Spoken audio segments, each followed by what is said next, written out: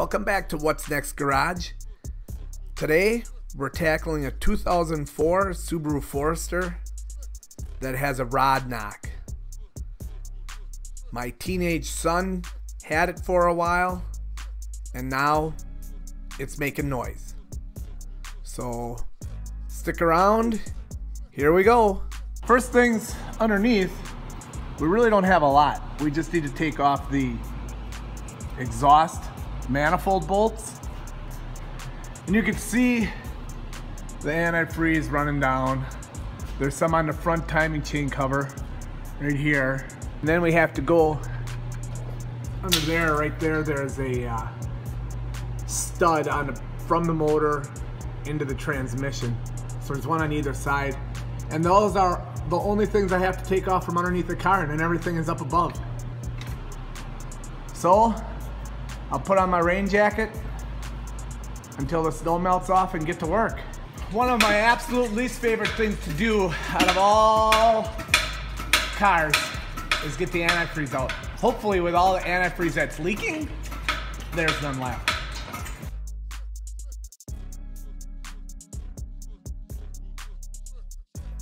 There really wasn't a lot of antifreeze left in this engine because it leaked very profusely. So it was actually a pretty good coolant drain. Wasn't very messy at all. So I sprayed the exhaust manifold bolts and just took them off. They came out very easy. So I pretty much was having a 10mm, 14mm mental breakdown because I couldn't find any of them. But I found this one, which gets me there. And then we loosen it. Come out. Oh, that's a huge friggin' angle that I'm at. So let's try again. I might have to go above, like way up here. Maybe I can.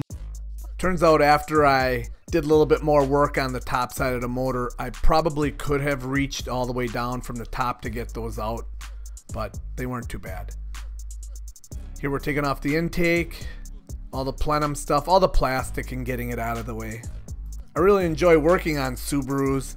However, sometimes I have to refresh myself with how they bolt things down. Two more.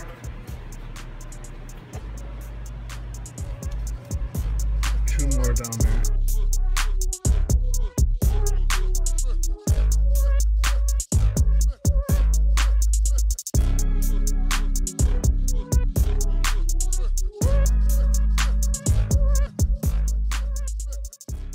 We'll also take that battery out. How do you like my kid's battery hold down? I guess it works. Oh my goodness, and that's a screw! Oh, mamma mia.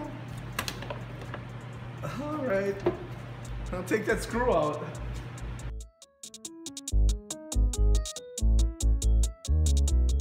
Well, it looks like the air conditioner is already not working, so we'll get this hose out of there.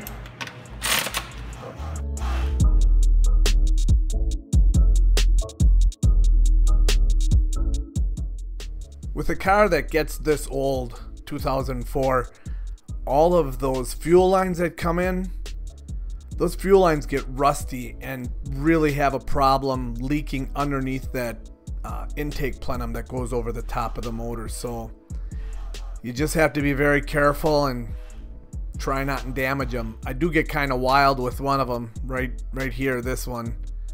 I had to pull pretty hard and rock back and forth with it, but we got her. And we didn't break any that I know of.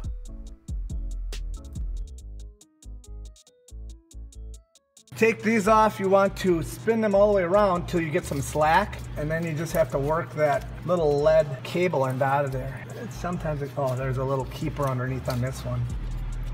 And we need to unbolt these. Sometimes you can never really be in a hurry. 2 bolts takes me a little bit of time here, only because I have to use a wrench. Only because I have to use a wrench.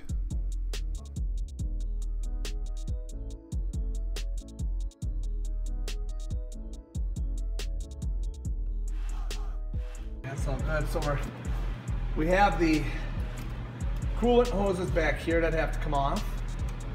There's throttle body will have to, he'll have to come off. Hey look, I found the pliers. I tried to jump the route here and pull this plenum, this crossover plenum off because I didn't want to take everything out inside the engine bay. I figured if I could take that plenum off, then I could take my lifting lugs and bolt them right straight down to the block, but unfortunately, I tried to jump the route and it didn't work.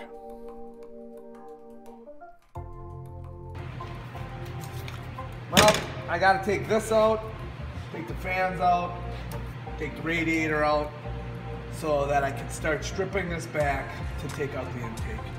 So I tried, it didn't work. Oh well. At least I got all that junk done. Here we go.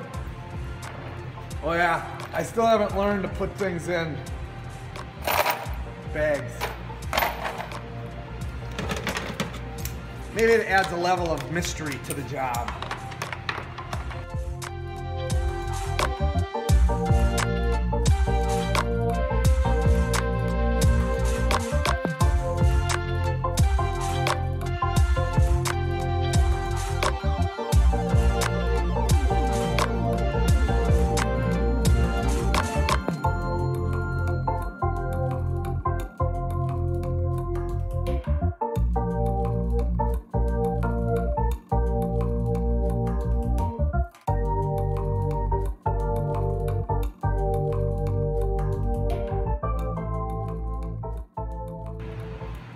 This plastic guard, because the fan shroud underneath hits there, and it's got this one rounded off 10mm rusty bolt, but we got a good set of tools for that. Inside this box is a little bit of magic. So these are nut taker outers. I'm gonna use this one. It says 10mm. And it just kind of locks on there. Whoops.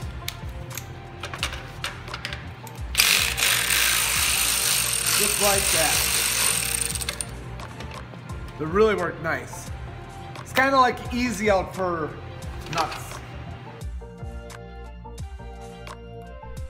I believe they call them nut extractors, but I specifically bought it for doing Subaru timing covers. It seems they all just kind of wear away, and that 10mm nut gets all rusted up, and then nothing works.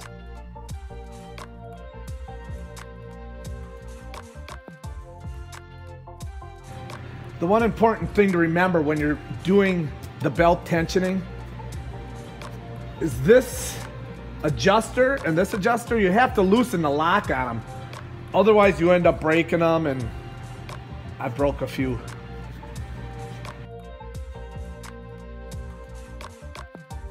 So you can see when I turn the adjuster, this guy comes up. So sometimes what people don't do, or what I haven't done, is if you don't loosen it, this is just plastic. And now it'll just go to crap. So that gets our belt loose.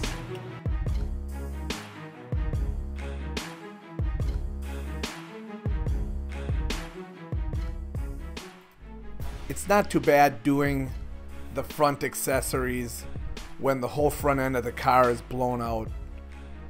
I did give this car to my kid when he turned 16 in high school, and the first winter he proceeded to slide it into a telephone pole.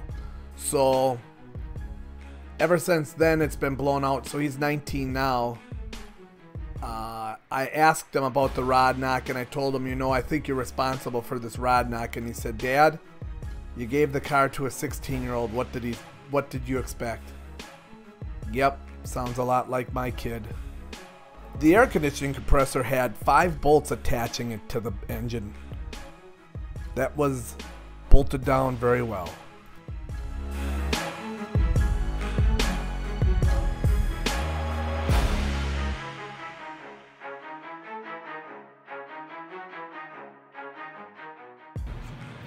Now we're gonna go behind there.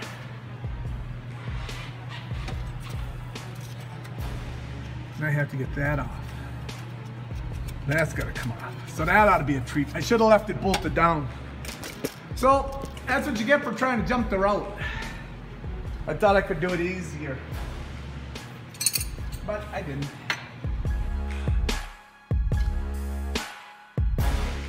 We'll figure something out to do for that. That thing was really galled up inside that upper plenum.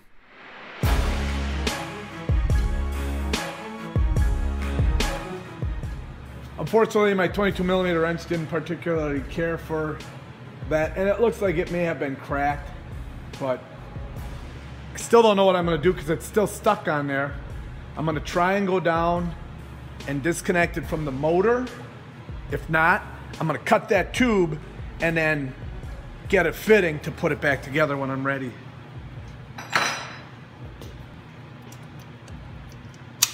Okay. Oh, this might be better. Oh yeah, look at that. It's still gonna be kind of lousy, but just like that, came right off. So once I got that tube cut, that was the really defining factor on taking this piece off.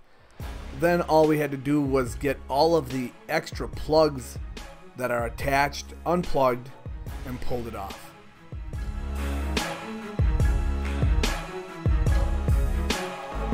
That's gonna do it for this episode of What's Next Garage. Stay tuned as we pull the motor out, get it stripped down, and see what's causing all that racket. Thanks for watching and have a great day.